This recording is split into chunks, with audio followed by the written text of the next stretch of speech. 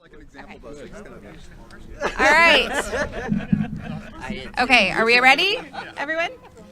Okay, well, welcome and thank you for being out in the cold for a little bit with us to celebrate this bus. I just want to give you a quick run of show and then we'll start with the press conference. So we'll have 4 speakers. We'll have our Austin ISD Interim Superintendent Matias Segura, our U.S. Congressman Lloyd Doggett, our Mayor Kirk Watson, and our Austin ISD Board Secretary Lynn Boswell. So after that, we'll take a quick photo with everyone, and then we're going to have our Executive Director of Transportation take us on a tour of the bus infrastructure and the buses and get some great footage. So with that, I will give it to Matias. Thank you. Hello, good morning. I'm Interim Superintendent Matias Segura, and I am thrilled to welcome you to the Southeast Terminal here at Austin ISD. Thank you for joining us today as we unveil our 3 electric school buses and celebrate this $6.25 million grant from the EPA to buy an additional 25 electric school buses. We are so excited to start this journey. This is something we believe in, and it's something that is aligned with our values.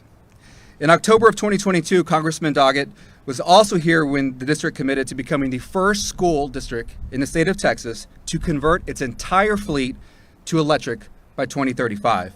I'm proud to say that we are beginning to make significant progress and we're well on our way. You may be asking, Matias, why is it so important for the district to concern itself with going green? Well, it's important for everybody to know that Austin ISD has 551 school buses. For comparison, Cap Metro has over 420. When we go green, we are helping the city go green. We transport over 20,000 students every single day. So this is just the start. EVs will decrease student and staff exposure to toxic diesel emissions and eliminate 1 million pounds of CO2 emissions annually. Sustainability and the mission of education are tied together. As we look ahead, we're equipping our students in our school system to thrive well into the future. Austin ISD prides itself on keeping the safety and security of our students at the forefront and prioritizing their well-being. Moves like this make Austin ISD stronger. And we make the school stronger, we make Austin stronger. Thank you for coming out today. Now I'd like to pass it over to Congressman Doggett to share a few words. Thank you very much. Well, thank you so much. Once again, Austin ISD is leading the way, and it is a testament to the foresight of the trustees and to the superintendent that early on they recognized the need to go all electric. This is one of the first 3 buses that are here that are electric, but the day will come, maybe the year or the decade will come when this entire parking lot will be full of electric buses. In honoring all of those who are here today and that played such a big role in making this happen, I also want to recognize a couple of the advocates that are here that have done so much to encourage us to go electric. Laura Morrison, who, there you are, Laura. Laura is a leader in a group called Texas Electric Transportation Resources Alliance, or fortunately Tex Extra, yeah, close, and Luke Metzger with Environment Texas. It has taken encouragement and education to move all of us in an electric direction. I appreciate also to be here with Mayor Watson. His commitment to clean air goes all the way back to Governor Richard's administration when he headed the Texas Air Control Board. And this is about cleaning air and providing a healthier environment for our school children in the neighborhoods around where all these buses are parking and loading and unloading. But it's also a major concern about the climate crisis. Anyone who was around Austin over the last year knows that we just keep going hotter and hotter. And that we do have a real crisis here and that no level of government is really doing enough to address it. But our school district is moving forward with its answer of going electric. And it's been great to see the collaboration between the school district, Capital Metro, the city, everyone trying to work together.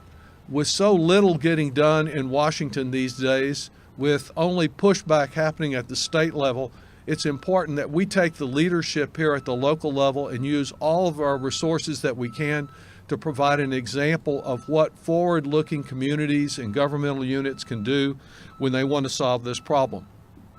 Diesel exhaust, which we've become accustomed to over the years, presents many challenges for asthma, for pneumonia, and for surrounding communities. I think the commitment I see to going electric here is so far-reaching that even the Zilker Eagle now will convert from diesel to electric, and all this is a good step forward. I'm interested in another aspect of this as well, in addition to the health and the climate crisis issues, and that is the potential to stabilize our grid better, and the fact that Austin Energy is very involved here. Some communities are already looking at the fact that in the summer months when the demand is the highest around here on our grid, some of these school buses, as the fleet builds, will be sitting here idle all or most of the day. They have huge batteries, as you'll be able to see on the mirrors here under the bus, and those batteries can be used as vital electric storage units to eventually have a system that's kind of like a virtual power plant of its own, and sell back energy, or at least reduce the cost of energy to the school district, optimizing the benefits both ways of both going electric and relying on Austin Energy, but also helping it at times of really high demand. In Congress, we've made some progress with the climate law in the last Congress, nothing this Congress other than defending that law. But that really means that on something, these are the first 3 buses the district's gotten. There are 25 more on the way in a new federal grant, and another 8 coming as a result of the settlement of a lawsuit. But in addition to the grant money, every nonprofit in this county, every governmental unit, Eanes School District has already gotten some electric cars that they're using for their police department. The federal government will pay directly for the first time ever 2 governmental units and 2 nonprofits 30 cents on the cost of every dollar of going electric. And it is expensive in the short run, but offers great potential in the long run. So the use of these credits by our nonprofits and our governmental units and collaboration like we have here today can really move us forward for health, for energy, and for a cleaner climate. Let's keep it going. Congratulations to all involved. And now our mayor, who cares about this issue so much, Mayor Kirk Watson. Thank you, Congressman. Well, thank you, Congressman Doggett, and I want to say thank you to our superintendent and our trustees. This really is a great day and a wonderful announcement if you care about our environment and you care about our school children. So the leadership that the congressman, that the superintendent and the trustees have shown on this very important issue is something that we should celebrate and say thank you about. I'm pleased as mayor of the city to also point out, as Congressman Doggett said, Austin Energy has played a key role in the effort to electrify buses as part of our EVs for Schools program, which launched actually more than 6 years ago. And it engages students in the process of creating a clean energy future. We were happy to support AISD with the EPA grant application that helped make possible the school bus fleet transition that you've heard about, and to get it to 100% electric by 2035. These long-term, these transformative projects, they take time, they take patience, they take commitment, and importantly, they take partnership. And this is a great example that I want to highlight, that partnership of how we can work together. It's been mentioned by the superintendent, been mentioned by the congressman, but it deserves being repeated, that when we work across governmental entities for the greater good, we get good results. And of course, the city of Austin, Austin Energy, AISD, the Congress through our congressman, and Capital Metro. And I want to point out that the CEO of Capital Metro, Dottie Watkins, is here with us, and we deserve to thank her for what she does. Austin Energy has held e-bus demonstrations for schools and partners so that they can experience a real electric bus, and they can actually kick the tires and look under the hood, or look underneath it, as the case may be. I pointed out a minute ago that these are mirrors that you're going to see, and so that you don't have to crawl. Nobody has to get down on the ground and crawl underneath the bus, but you can actually see all this. And I pointed out to some of my friends that surprised me so much. That's such a smart idea that I'm starting to believe that maybe it's true that everybody is smarter than me. So people keep telling me that. I'm now starting to believe it. But I'm really pleased that we have AE, Austin Energy, that's working with different entities so that we, like Capital Metro, like the school district, so that we can use the learned knowledge and pass it on, and it becomes just a part of who we are and how we approach things. You've heard it said, and I'll say it again, these are the first of 3 buses. They're expected to be operational by the end of this month. The driver training is currently underway. This is a good day in Austin, Texas, and I say thank you to everybody that's played an important role. And now the Secretary of the Board of Trustees, Lynn Boswell. Thank you, Mayor Watson.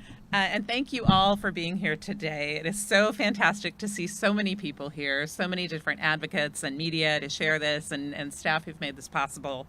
And our students truly benefit from all of your support. We're so grateful you could join us to celebrate this moment.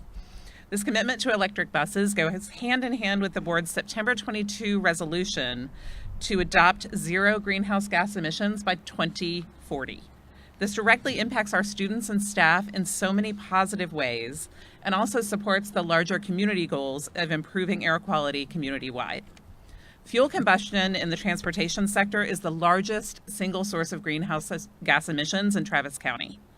The district has a powerful opportunity to protect the health and welfare of our school children while advancing Austin's climate goals. This will also lower our transportation costs in the future, leaving more funds for our schools, for the classrooms where our children learn.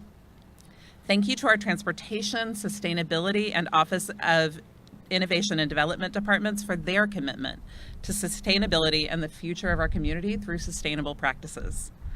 I'm proud to say that Austin ISD is a leader in the electric bus space for school districts. This would not be possible without our community and our partnerships. Thank you again to Congressman Doggett and Mayor Watson. And now, for the reason you're all here, it's time to meet our electric buses. So thank you all very much for being here, and let's check this bus out.